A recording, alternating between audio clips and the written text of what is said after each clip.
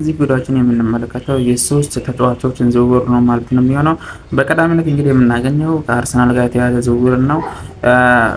ብሩኖ ጉማሬሽ እንግዲህ ወደ አርሰናል ለመምጣት እንግዲህ 70 ሚሊዮን እንግዲህ አርሰናል ይህንን ተጫዋች ለማውጣት 70 ሚሊዮን አቅርቦ እንደነበር እናስታውሳለን። ከዛም ደግሞ አሁን ደግሞ ያቀረበው 70 ሚሊዮን ላይ ተጨማሪ ብር እንደሚያቀርብ ይጠበቃል ማለት ነው። ይህ ተጫዋች እንግዲህ ከአርሰናል ጋር እንግዲህ ተስማምቷል። ከጥቅማ ጥቅም ጋር ከተያያዘ ወይም ደግሞ ከደሞዝ ጋር የተያያዘ ነገር ቢኖር ተስማምቷል ማለት ነው። ተጫዋቹ እንግዲህ ወደ አርሰናል ለመምጣት የግል ስምምነት ላይ እንደተደረሰ ተዘግቧል ማለት ነው። ነገር ግን ይህ ተጫዋች እንግዲህ ወደ አርሰናል ለመምጣት እንግዲህ በኒውካስል ዩናይትድ ይህን ተጫዋች እንግዲህ ለመሸጥ ወይም ደግሞ ለመሸጥ ፈቃደኛ ከሆነ እንግዲህ የሚያቀርበው ብር ወይም ደግሞ ለመሸጥ ፈቃደኛ ከሆነ እንግዲህ የሚወሰነው በኒውካስል ዩናይትድ እንደሆነ እየተዘገበ ይገኛል ማለት ነው። ምክንያቱ ደግሞ የተጫዋች ወደ አርሰናል ለመምጣት እንግዲህ ፈቃደኛ እንደሆነ ከግል ስምምነት ላይ እንደተደረሰ ታውቋል ማለት ነው።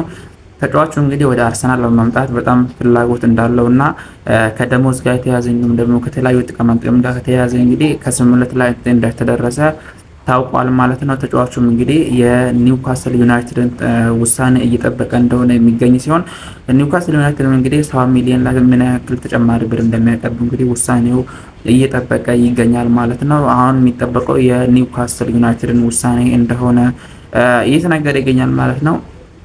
በሁለተኛነት የምንመለከተው ደግሞ ከፒኤስጂ ጋር የተያዘ መረጃ ይሆናል ማለት ነው። ባርኮላ ወደ ሊቨርፑል ለማቅናት እንግዲህ ወይም ደግሞ እስከ 2028 ውሉ እንግዲህ ሊጠናቀቅ ጥቂት ጊዜያት ይቀሩታል። ነገር ግን እሱ ውሉን ለማደስ እንግዲህ ፍቃደኛ አይደለም። በዚህ ክረምት እንግዲህ ከክለቡ ጋር እንደሚለያይ እንግዲህ እየተዘገበ ይገኛል ማለት ነው።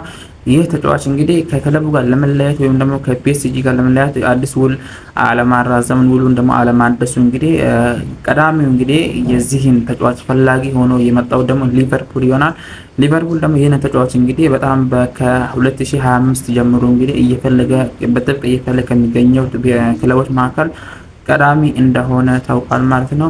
ሊቨርፑል ይህንን ተጫዋች በጣም እየፈለገ ይገኛል። ምክንያቱም ደግሞ የተለያዩ ተጫዋቾችን እንግዲህ በዚህ ክረምቱ ተለቋል ማለት ነው። መሐመድ ሳላህን ከዚህ በፊት እንደለቀቀ እንዲሁም ደግሞ ቨርጅል ቫን ዳይክ ደግሞ የአንድ አመት ውል እንዳለው ይጠበቃል ማለት ነው።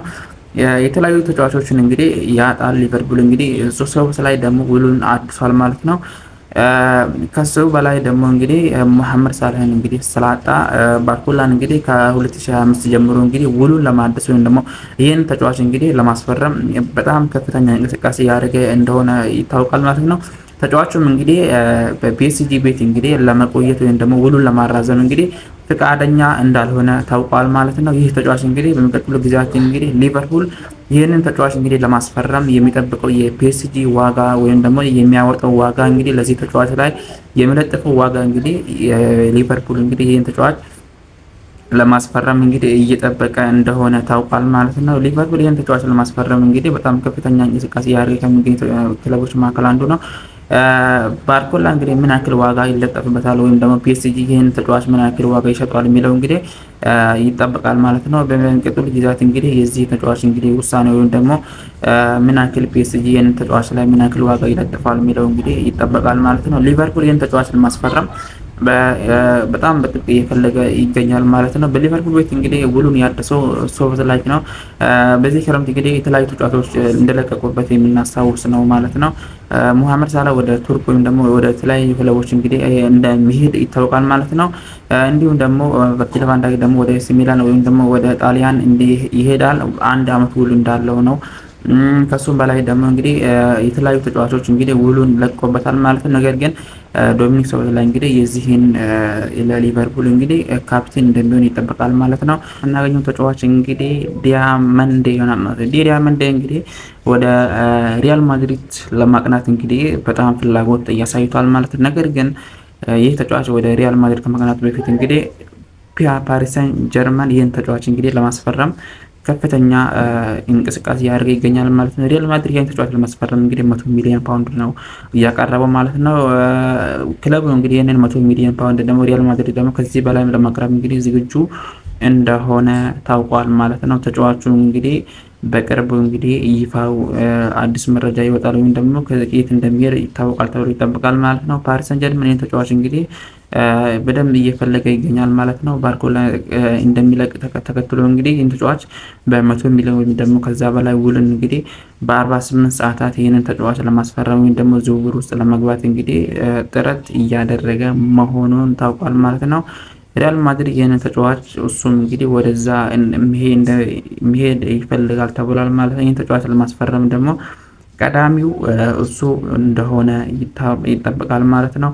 በአርጀንቲና ደግሞ የምንመለከተው ግብ ጠባቂ ቮዚኒያ ነው ማለት ነው። ይህ ግብ ጠባቂ እንግዲህ ወደ ኮላ ጎልኪፐር እንግዲህ ወደዛ ክለብ እንግዲህ ለመቀላቀል እንግዲህ ሰነዶች እንግዲህ ፈራርሟል ማለት ነው። ወደዛ ለመሄድ እንግዲህ ተፈራርሟል ማለት ነው። በቅርቡ ደግሞ ወደ ቺላ አቅንቶ እንግዲህ የሕክምና ምርመራውን እንግዲህ አድርጎ ወደ ቀጥታ ወደ ስራው እንደሚገባ ይጠበቃል ማለት ነው። የተጫዋች እንግዲህ በዓለም ዋንጫው በኬፕ ቨርዴ ላይ ብቃቱን አሳይቶ እንግዲህ የተለያዩ ተጫዋቾች ላይ እንግዲህ አድናቆቱ እንደተቸረ ይገኛል ማለት ነው።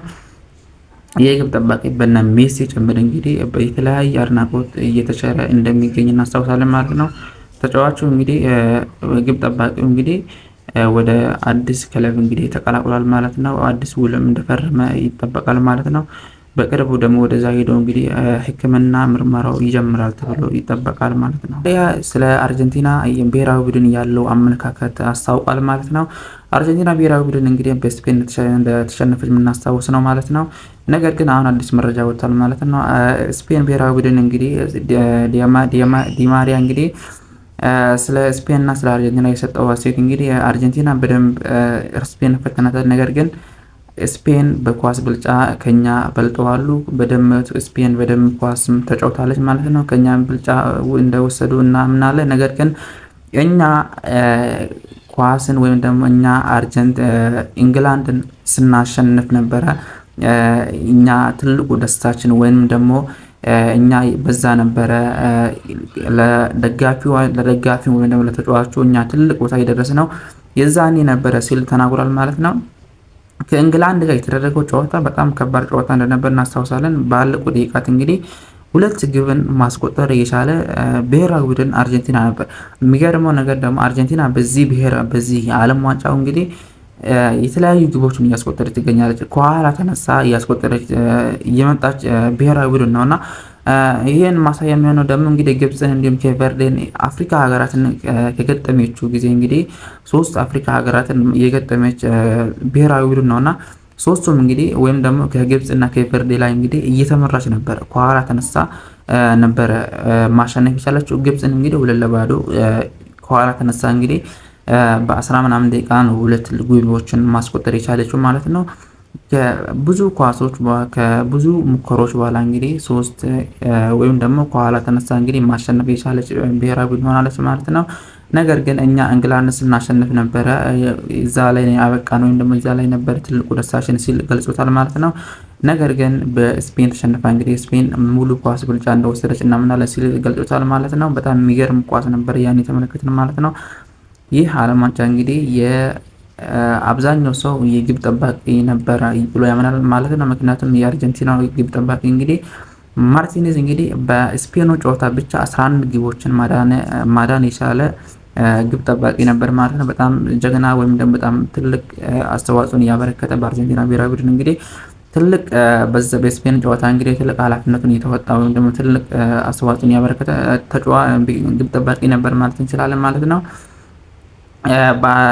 በስፔኑ ጨዋታ ብቻ 11 ግብን ማዳን የቻለ ግብ ጠባቂ ይሆናል ማለት ነው። ነገር ግን የስፔኑ ብሔራዊ ቡድን ደግሞ ዩናይ ሲሞኒ ደግሞ በዛ ጨዋታ እንግዲህ ወይም ደግሞ በአጠቃላይ ባደረጋቸው በዚህ ዓለም ዋንጫ እንግዲህ 10 ግቦችን ነበር ማዳን የቻለው ማለት ነው። ነገር ግን ስናመዛዝናቸው አይመጣጠኑም ማለት ነው። የሚበልጠው ማርቲኔዝ ነበር። ነገር ግን ዋንጫውን አለማንሳት መቻላቸውን እንግዲህ ጓንቱ እንዳይሸለም አድርጎታል ማለት ነው። ይመቻል።